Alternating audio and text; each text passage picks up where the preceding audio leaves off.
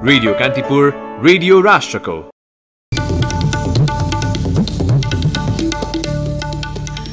पार्टीभित्रको अन्तर्विरोध चरम उत्कर्षमा पुगेपछि प्रधानमन्त्री ओली सम्भावित सङ्कट टार्ने रणनीतिमा पार्टी पद्धति मान्न बाध्य पार्ने दाहाल र नेपाल पक्षको तयारी। संघीय निजामती विधेयक राज्य व्यवस्था तथा सुशासन समितिमै फर्काउने सरकारको तयारी। अवकाश प्राप्त निजामती कर्मचारीले सामाजिक सञ्जाल वा सञ्चार माध्यममा राज्य विरुद्ध बोले पेन्सन सुविधा नपाउने व्यवस्था समेत विधेयकमा उल्लेख। मुलुकमा कोरोना भाइरसले मृत्यु भएका मध्ये 20%ले समयमा उपचार नपाउँदा ज्यान गुमाउनु परेको विज्ञहरूको भनाई।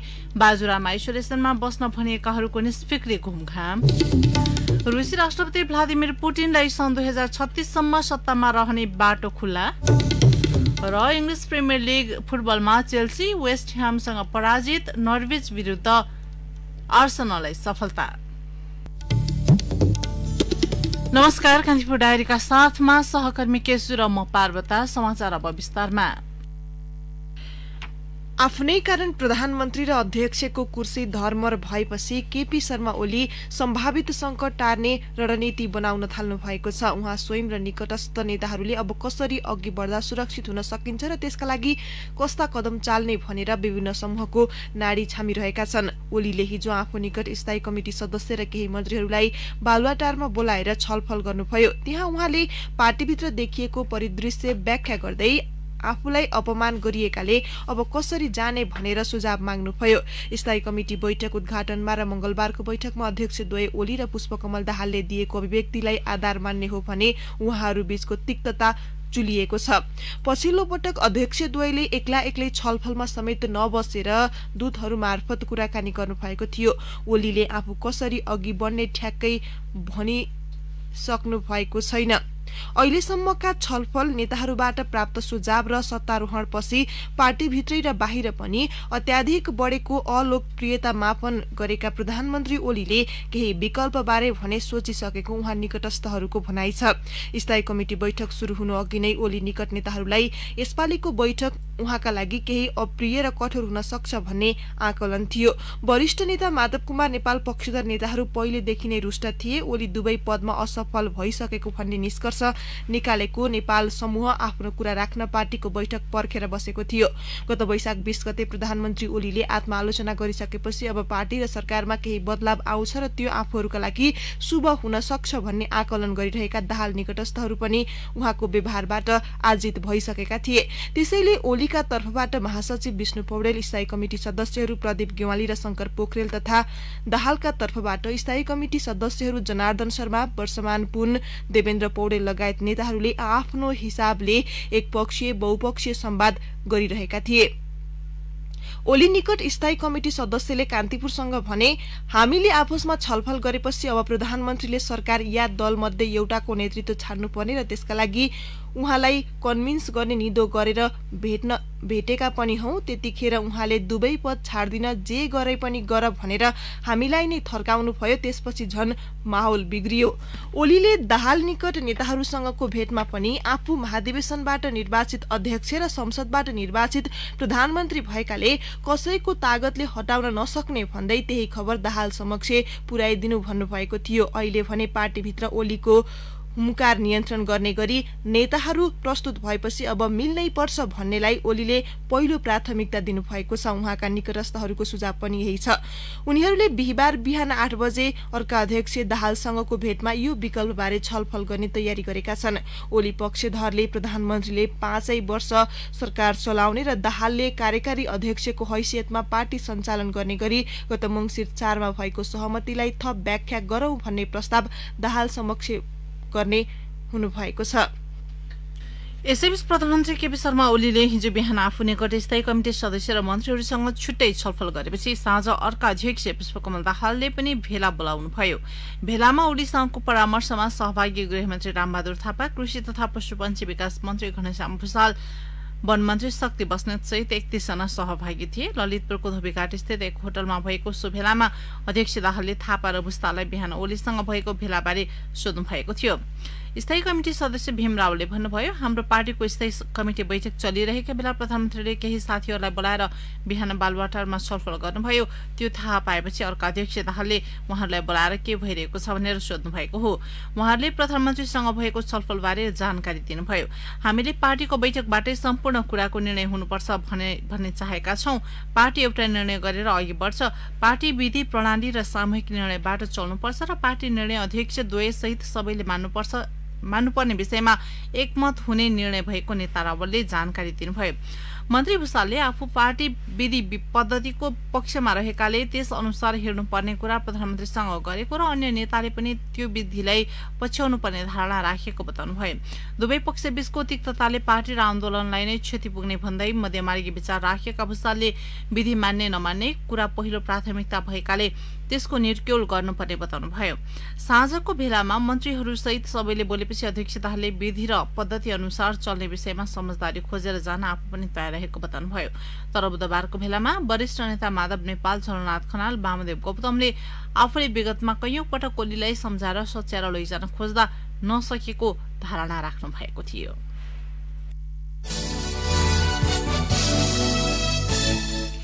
प्रधानमन्त्री केपी शर्मा ओलीले संघीय निजामती विधेयक राज्य व्यवस्था तथा सुशासन समितिमै फर्कने बताउनु भएको छ। 6 जना सांसदले विधेयक पारित गर्न नसक्ने भन्दै ओलीले कर्मचारीको सुविधा र ट्रेड युनियन अधिकार कटौती नहुने बताउनुभयो। राज्य व्यवस्था तथा सुशासन समितिबाट पारित विधेयकमा कर्मचारीको अधिकार र सुविधा कटौतीका प्रावधान रहेको भन्दै ज्ञापन पत्र बुझाउन गएका निजामती कर्मचारीको आधिकारिक ट्रेड युनियन र कर्मचारीका संघ संगठनका पदाधिकारीसँग ओलीले यस्तो धारणा राख्नु भएको हो।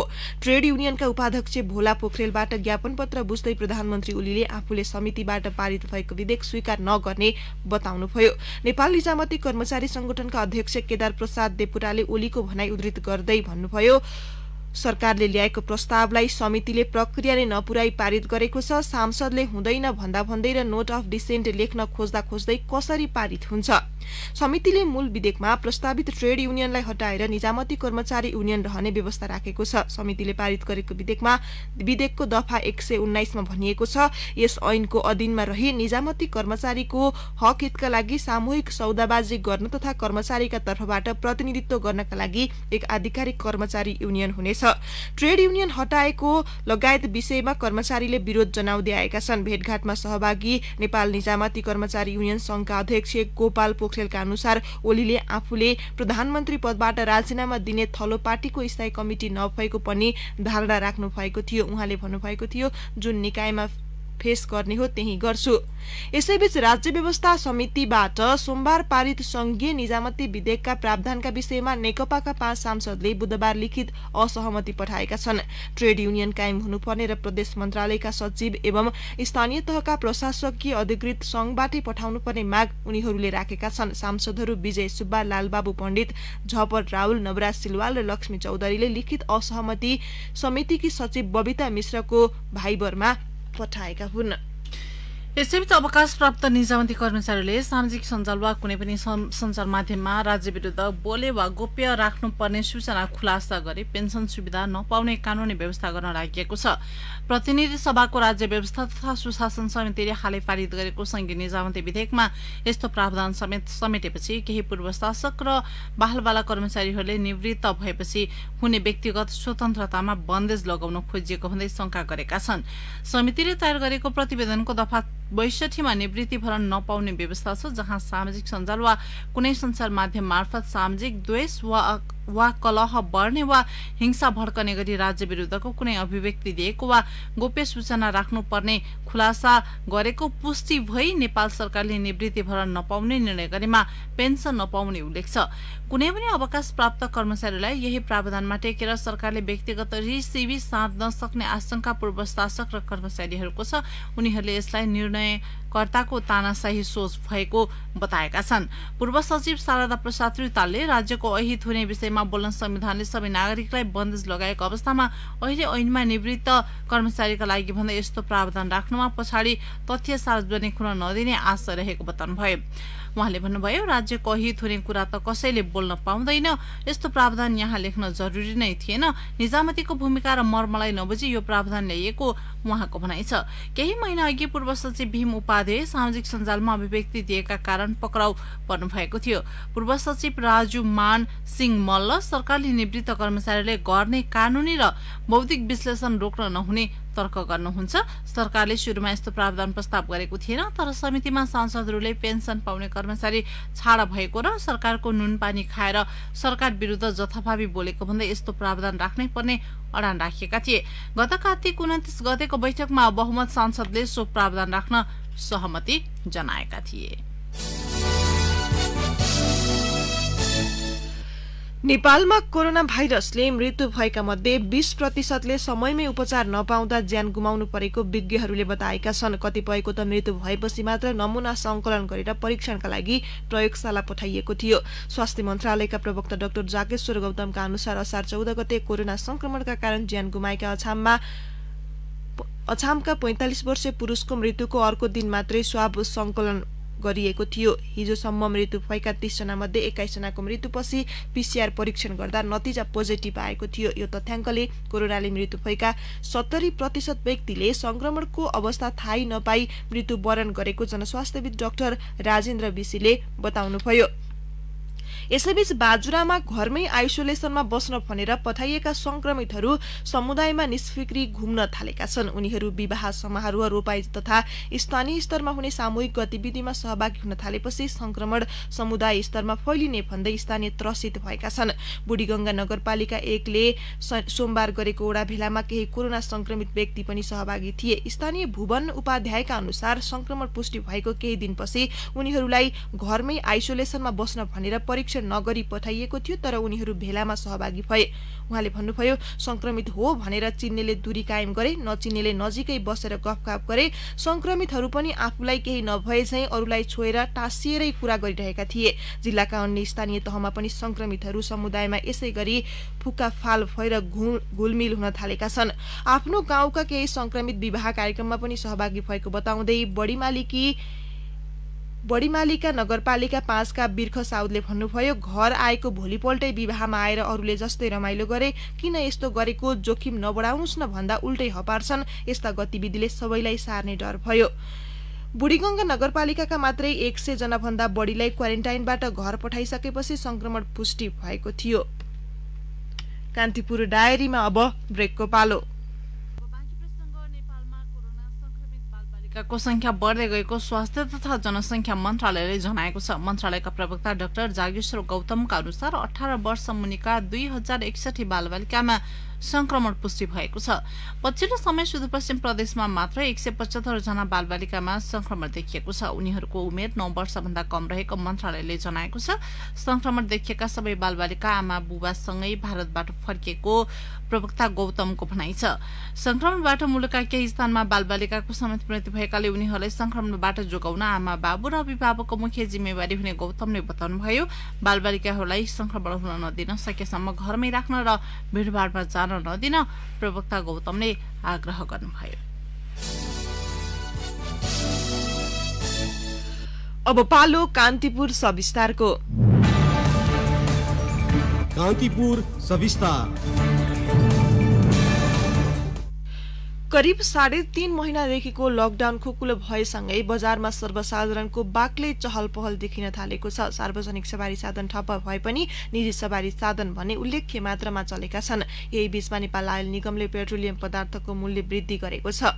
अन्तर्राष्ट्रिय बजारमा पेट्रोलियम पदार्थको मूल्य बढेको भन्दै निगमले उपभोक्ताको ढाडै सेक्ने गरी पेट्रोलियम पदार्थको मूल्य बढाएको हो। भारतीय आयल निगम आईओसी ले नयाँ मूल्य सूची पठाएपछि मूल्य समायोजन गर्ने गरेको नेपाल आयल निगमले मंगलबार एकैपटक 5 रुपैयाँ मूल्य बढाएको छ। आयल निगमले मंगलबार पेट्रोलमा प्रति लिटर 5 रुपैयाँ, डिजेल र मटिटेलमा 2 रुपैयाँ मूल्य बढाएको हो। यसअघि आयल निगमले लकडाउनका बेला खपत कम भएको भन्दै पेट्रोलियम पदार्थको मूल्य घटाउन आवश्यक नरहेको भन्दै अन्तर्राष्ट्रिय बजारमा निरन्तर मूल्य घटे पनि नेपाली बजारमा समायोजन गरेको थिएन। तर पछिल्लो समय अन्तर्राष्ट्रिय बजारमा पेट्रोलियम पदार्थको मूल्य बिस्तारै उकालो लाग्दा भने आईओसीले मूल्य बढाएर पठाएको भन्दै निगमले पनि मूल्य बढाएको हो। मूल्य वृद्धि भएपछि पेट्रोलको मूल्य 101 रुपैयाँ प्रति लिटर र डिजेलको 87 रुपैयाँ पुगेको छ। पछिल्लो समय नेपाल आयल निगम नाफामुखी भएर उपभोक्तालाई मर्कामा पार्ने काम गरेको राष्ट्रिय उपभोक्ता मञ्चका अध्यक्ष प्रेमलाल महर्जन बताउँछन्। यसले भाव बढाएर आम उपभोक्तालाई दुःख दिने, महँगी गर्ने, यो महँगी भनेको तपाईको एक क्षेत्रमा मात्र हुने होइन, धेरैवटा चाहिँ दैनिक उपभोग्य वस्तुहरूको बजार मूल्यमा यसले प्रभाव पार्छ। यसको सबैको मार कसलाई पर्न आउँछ भने उपभोक्तालाई पर्न आउँछ। त्यसो त भन्सार मूल्य बढाएकै कारण इन्धनको मूल्यमा असर नगर्ने अर्थमन्त्री युवराज खतिवडाको दाबी सीमित भएको छ। आर्थिक वर्ष 2077-78 को बजेटमा पेट्रोल, डिजेल र मट्टितेलमा लगाइँदै आएको भन्सार शुल्कमा 10 रुपैयाँ बढाइएको छ। पेट्रोलमा प्रति लिटर 15 रुपैयाँ 20 पैसा भन्सार शुल्कबाट 25 रुपैयाँ 20 पैसा, डिजेल र मट्टितेलमा प्रति लिटर 2 रुपैयाँबाट बढाएर 12 रुपैयाँ पुर्याइएको छ। जनतालाई राहत दिनुपर्ने अवस्थामा निगमले पेट्रोलियम पदार्थको मूल्य बढाएर बजारमा अराजकता सृजना गर्न खोजेको बताउँछन् उपभोक्ता अधिकार मञ्चका अध्यक्ष माधव तिमल सिन्हा। जनतालाई राहत दिनुपर्ने बेलामा सरकारका संस्थानहरू मार्फत जुन किसिमको गतिविधि भइरहेको छ, यसबाट प्रष्ट हुन्छ कि नेपाल सरकार र नेपाल सरकारका लगानी भएका संस्थानहरू उपभोक्ता हितप्रति, स्वच्छ बजारप्रति र बजारमा हुने सबै खालका विभेदहरू र विशेष गरी पारदर्शी व्यवसाय गर्नको निमित्त तयार छैनन्। नेपाल आयल निगमले स्वचालित मूल्य प्रणाली अनुसार 2% सम्म मूल्य बढाउन सक्छ। त्योभन्दा माथि जानु परेको खण्डमा निगम सञ्चालक समितिले निर्णय गर्छ।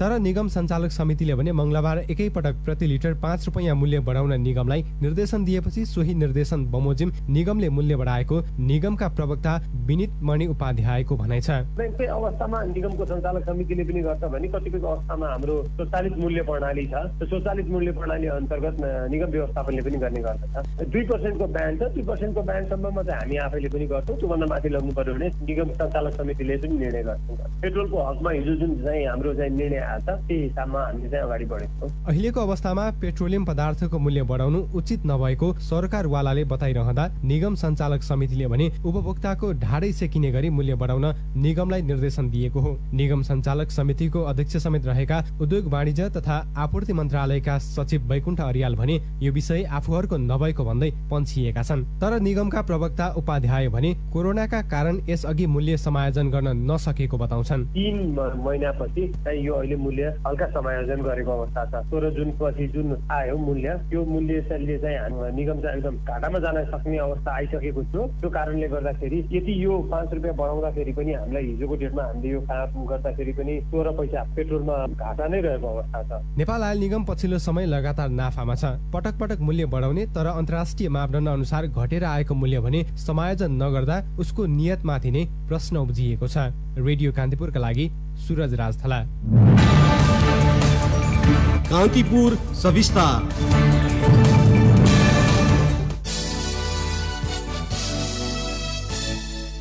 प्रधान सेनापति पूर्णचन्द्र थापाले दिएको आदेश उल्लङ्घन गरेको कसुरमा 2 जना उच्च सैनिक अधिकारी सेवाबाट बर्खास्त भएका छन्। सैनिक अदालतले बुधबार सैनिक मुख्यालयमा कार्यरत सहायक रथी सुरेन्द्र सिंह रावल र पूर्वी प्रितना मुख्यालय इटहरीमा कार्यरत महासेनानी अनिल खड्कालाई बर्खास्त गरेको हो। बर्खास्तमा परेका 27 बेसिकका रावल अमेरिकाबाट वार कलेजको अध्ययन सकेर फर्किएका हुन् भने महासेनानी रावल वार कलेजका लागि मनोनयनमा परेका अधिकृत हुन्। दुवै बडुवाको लाइनमा थिए। सैनिक प्रवक्ता सहायक रथी विज्ञानदेव पाण्डेले माथिल्लो आदेश पालना नगरेको, सैनिक अनुशासन उल्लङ्घन गरेको तथा पदीय ओहदा अनुसार जिम्मेवारी निर्वाह नगरेको कसुरमा दोषी ठहर गर्दै बर्खास्त गरिएको बताउनुभयो। सैनिक अदालतबाट दोषी ठहर भएकाले फैसला विरुद्ध सिभिल कोर्टमा पुनरावेदन गर्न पाउनेछन्।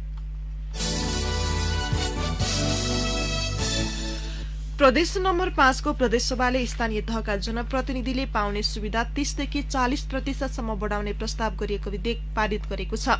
विधेयकमा एउटै शीर्षकमा दोहोरो सुविधा समेत राखिएको छ। विधेयकमा स्थानीय तहका अध्यक्ष एवं प्रमुख र उपाध्यक्ष एवं उपप्रमुखले मासिक 120 लिटर इन्धन र 12,000 रुपियाँ यातायात सुविधा पाउने व्यवस्था गरिएको छ। इन्धन सुविधा पाएकालाई यातायात सुविधा दिनु दोहोरो र पहिले भन्दा बढी हो।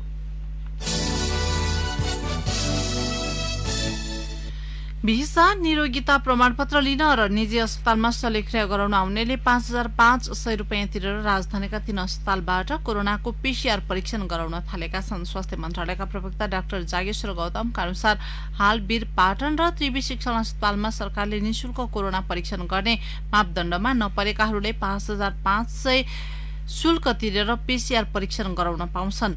तर यी तीनवटै अस्पतालले दैनिक गर्ने कोरोना परीक्षणको अधिकतम 25% सम्म मात्र सशुल्क परीक्षण गर्न सक्ने प्रावधान छ।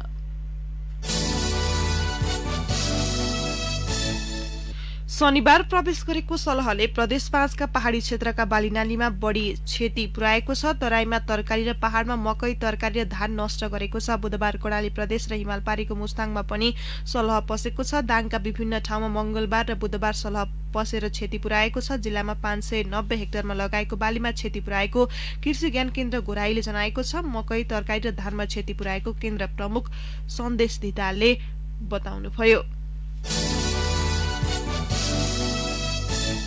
रूपन्देहीको बुटवल स्थित एक सरकारी बालगृहमा आश्रित किशोरले आत्महत्या गरेको घटना सार्वजनिक भएको छ। बुटवल उपमहानगरपालिका 13 जितगढी स्थित बाल कल्याण गृह आश्रममा रहेका 14 वर्षीय आयुष विकले आइतबार आत्महत्या गरेका हुन्। उनी 4 वर्षदेखि आश्रित थिए। सो बालगृह महिला बालबालिका तथा ज्येष्ठ नागरिक मन्त्रालय अन्तर्गत सञ्चालित छ। कान्तिपुर डायरीमा पुनः ब्रेकको पालो। अब आर्थिक प्रसंग लकडाउनका कारण समस्यामा परेको डेरी क्षेत्रले पुनः लय पक्रिँदैछ। चैत 11 देखि लकडाउन शुरू भएपछि डेरी उत्पादनको बिक्री 80% सम्म गिरावट आएको थियो। करिब 3 महिनापछि व्यवसाय बिस्तारै लयमा आउन थालेको उद्योगीहरू बताउँछन्। नेपाल डेरी एसोसिएसनका महासचिव प्रहलाद दाहालले भन्नुभयो, आपूर्ति र दुग्ध पदार्थ संकलनका क्रममा भएको रोकावटले व्यवसाय चौपट भएको थियो। अहिले बिक्री क्रमशः बढेर 60% पुगेको छ। दुग्ध विकास संस्थानले पनि दुग्ध पदार्थको बिक्रीमा क्रमशः सुधार भएको जनाएको छ। अब अन्तर्राष्ट्रिय प्रसंग। रुसका राष्ट्रपति भ्लादिमिर पुटिनलाई सन् 2036 सम्म सत्तामा रहने बाटो खोलेको छ। संवैधानिक परिवर्तनका लागि भएको मतदानको परिणामले पुटिनलाई राष्ट्रपतिको पदमा रहन फेरि पनि अनुमति दिएको बेलायती समाचार संस्था रोइटर्सले उल्लेख गरेको छ। आलोचकहरूले पनि सो व्यवस्थाको आलोचना गरेका छन्। केजीबी अधिकारीका रूपमा यसअघि नै काम गरिसकेका राष्ट्रपति पुटिनले 6 वर्षपछि अझै 2वटा 6 वर्षीय कार्यकाल सम्हाल्न सक्ने प्रावधान छ। 67 वर्षीय राष्ट्रपति पुटिनले 83 वर्षसम्म शासन गर्न सक्ने रोइटर्सले उल्लेख गरेको छ। केन्द्रीय निर्वाचन आयोगका अनुसार विश्वका ठूला राष्ट्रमध्ये 78% रुसको संविधान परिवर्तनका लागि समर्थन जनाएका छन्। अब खेल प्रसंग। इंग्लिश प्रिमियर लीग फुटबलमा चेल्सी वेस्ट ह्यामसँग पराजित भएको छ। वेस्ट ह्यामको घरेलु मैदान लन्डन स्टेडियममा गैराती भएको खेलमा शीर्ष 3 को दौडमा रहेको चेल्सी 3-2 गोल अन्तरले पराजित भएको हो। वेस्ट ह्यामको जितमा टोमस सौसेक, मिचेल एन्टोनियो र एन्ड्री एर्मोलेन्कोले गोल गरे। चेल्सीका विलियनले 2 गोल फर्काए पनि त्यो जितका लागि पर्याप्त हुन सकेन। हारसँगै चेल्सीले तेस्रो स्थानमा उक्लिने मौका गुमाएको छ। उसको 32 खेलबाट 54 अङ्क छ भने समान खेल खेलेको वेस्ट ह्याम 30 अङ्क जोड्दै रेलिगेसन जोन छाडेर 16औं स्थानमा उक्लिएको छ। गैराती नै भएको अन्य खेलमा लेस्टर सिटी एभर्टनसँग 2-1 ले पराजित भएको छ। यस्तै आर्सेनलले नर्विच विरुद्ध 4-0 को फराकिलो जित हासिल गर्दा न्यूक्यासलले बर्नमाउथ विरुद्ध 4-1 को सहज जित निकालेको छ।